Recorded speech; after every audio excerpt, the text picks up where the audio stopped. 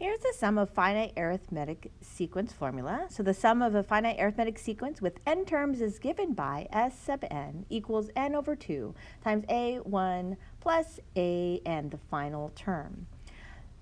So to use this formula, we need to know what n is, and we need to know the first term and the last term. So n is the number of terms we have, 1, 2, 3, 4, 5, 6, 7, 8, 9, 10. So n is 10. The first term is 1.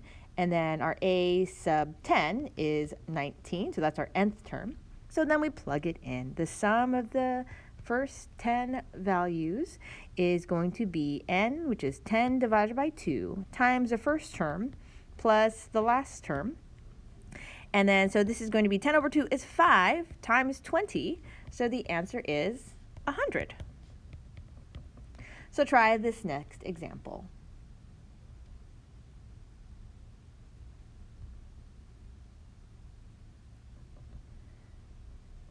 So if you tried it out, you should have gotten n is 7, and then the sum of all 7 terms is going to be 217. Now let's do the sum of a finite arithmetic sequence. Find the sum of the integers from 1 to 100. So we're going to use the same exact formula. So we know n is 100. We know the first term is 1. And then our last term is going to be 100. So we can plug it in. S of 100 equals 100 divided by 2 times 1 plus 100. So this is going to be 50 times 101, and so that'll be 5,050.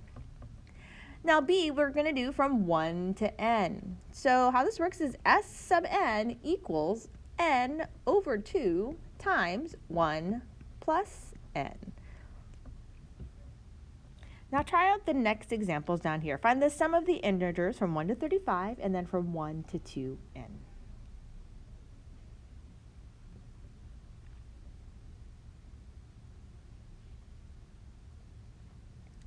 So trying this out, for letter A, you should have gotten 630.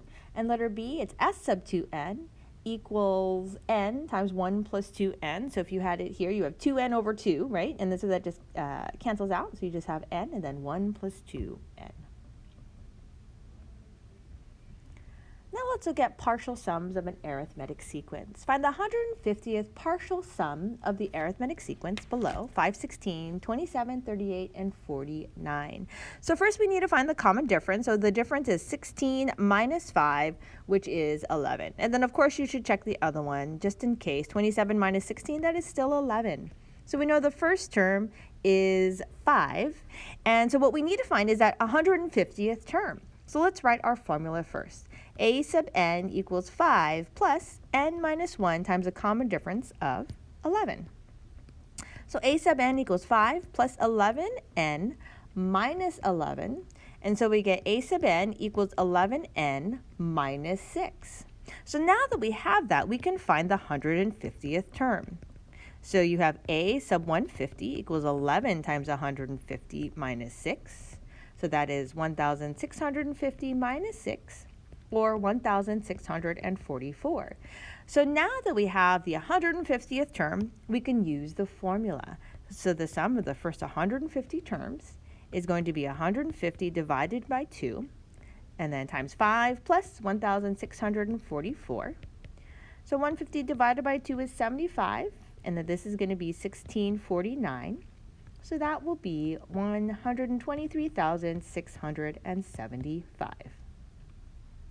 So try the next example. Find the 120th partial sum of the arithmetic sequence.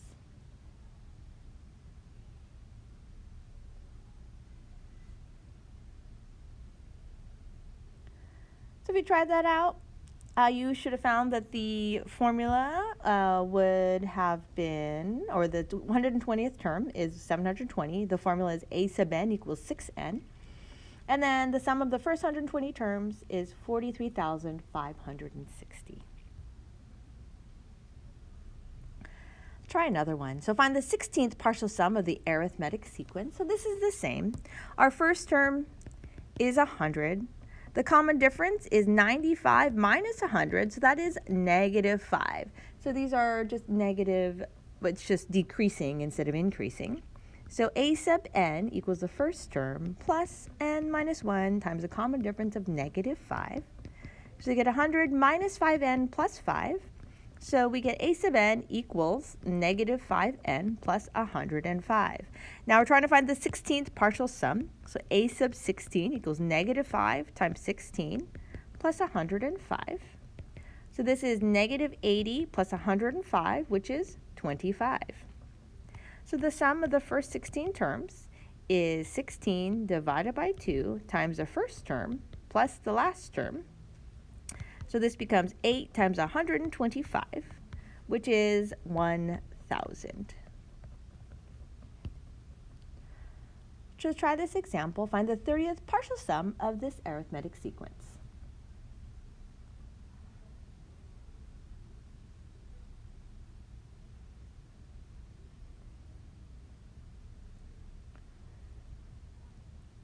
So you should have found that the common difference was negative 2. Your formula or the rule is negative 2n plus 80.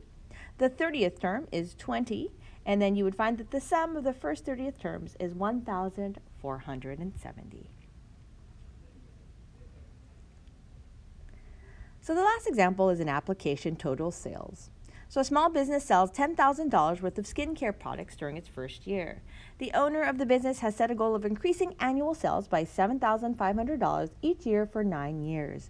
Assume that this goal is met. Find the total sales during the first 10 years this business is in operation. So the first term is 10,000, and then what we know is it increases 7,500 each year. So we can write our rule. A sub n equals the first term plus n minus 1 times 7,500. So we have a sub n equals 10,000 plus 7,500 n minus 7,500. So a sub n will equal 7,500 n plus 2,500. So there's our rule. So the first 10 years, so we need to find what a sub 10 is. So 7,500 times 10 plus 2,500. That's going to be 75,000 plus 2,500, or that 10th year will be $77,500. So to find the sum of the first 10 years, that is going to be 10 divided by 2 times the first year, 10,000, plus the last year, 77,500. So that is going to be 5 times 87,500. And so we find that that total will be $437,500. So you can write total sales for the year,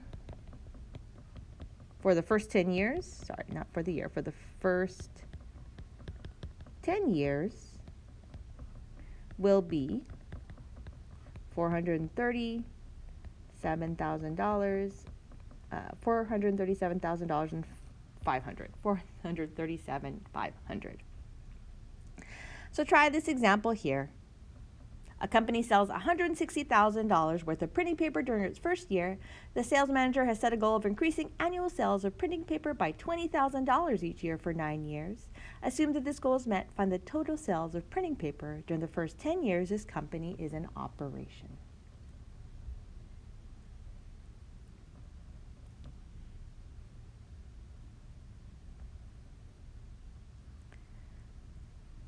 So trying this out, you should have found that the total sales would be $2,500,000.